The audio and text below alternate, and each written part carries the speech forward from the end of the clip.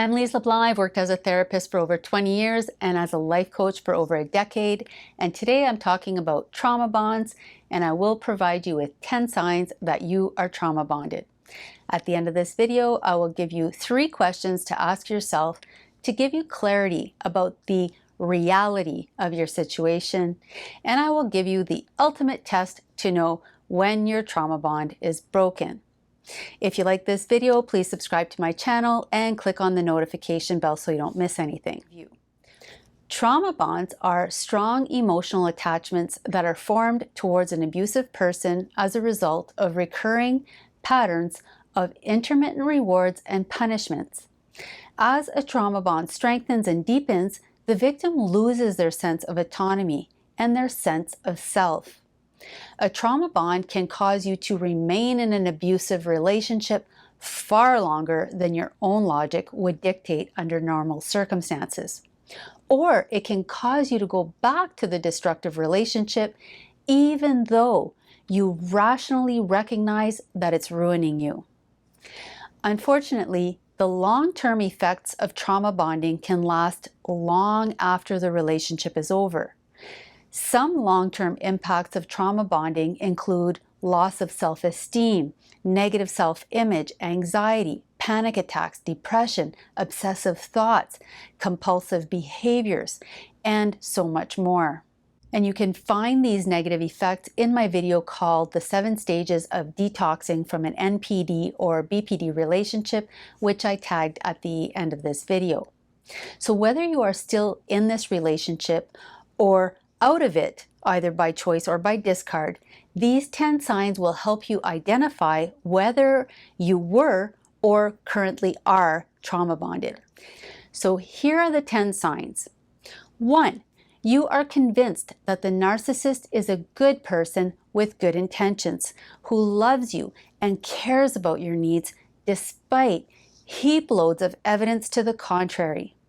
So, if you created a chart or a timeline of your relationship and you wrote down all of the significant events that have happened since the beginning, both the good and the bad, and then looked at it from a rational, objective perspective, ask yourself, what advice would you give a friend who is in the exact same situation and relationship? If that advice is to run as fast as possible, but you still can't leave, then there is a good chance that that is due to trauma bonding. Number 2, you are walking on eggshells, watching everything you say and do to avoid upsetting her. You see your actions as the cause of her abusive behavior and believe that if you can just change in the right ways, stop doing things to provoke her, or just show her enough love and safety, that you will be able to change, fix, or rescue her, despite the fact that things have been getting progressively worse over time. Number 3, you greatly appreciate minimal efforts and gestures from the narcissist, and you rationalize, minimize, justify, excuse, and tolerate their abusive behavior. Number 4, you are living in your head, overthinking every situation, everything that's said, blaming yourself, questioning yourself for not being good enough, not being able to find a way to get to that fantasy future. Number 5, you don't recognize yourself when you look in the mirror. Your self-confidence, your self-worth, and any self-love you may have had for yourself, gone. Your behaviors, your personality, maybe even your looks have changed to accommodate what the narcissist wants and needs. Yet, they are not willing to accommodate your needs in any way. Number 6, you are contributing a great deal to the relationship and getting mostly pain, suffering, and punishment in return. And yet you maintain false hope and you future fake yourself despite knowing that things are not improving. And if they do improve, it's very temporary, just long enough to appease you and lure you back into the web of confusion. Number 7, you feel addicted to her, craving her, longing for her, needing her to soothe you and provide relief after incidents of psychological abuse. She is your source of pain and of comfort. Number 8, you are tolerating things that you never ever thought you'd put up with in a relationship. Being lied to, cheated on, psychologically and maybe even physically abused. You've repeatedly and drastically lowered your standards of what you would accept for yourself in a relationship. What you are experiencing in reality is the opposite of what you value and what you desire in a partner. But you can't let go. Number 9, if you did confide in trusted friends, they would all tell you to end the relationship and run the other way, validating what you already know. But still, you can't leave. Or they would think that you're the narcissist because she's already started a smear campaign against you.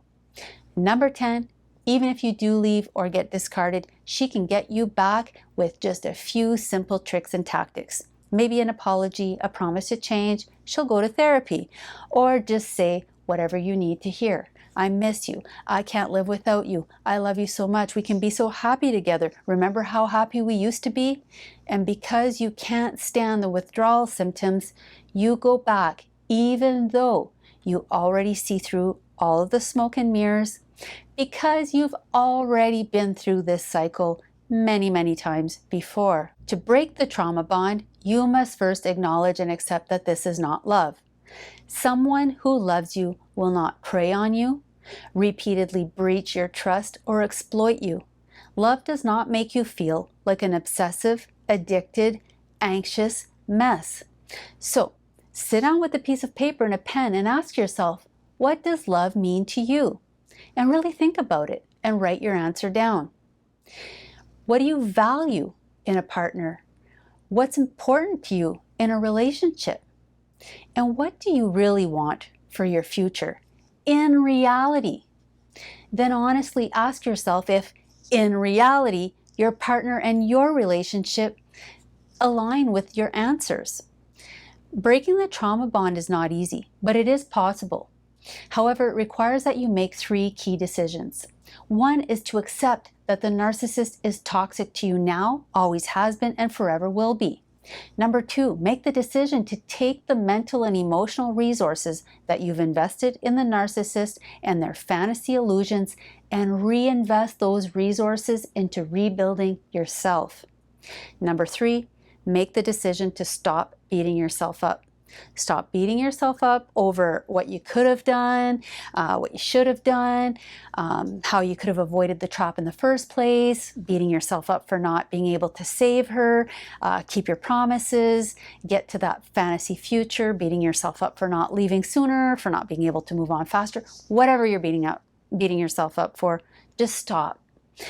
As promised, the ultimate test to know when the trauma bond is broken is that without external distractions or band-aid solutions, like another woman or substances, you realize that your mind is naturally drifting on to other things.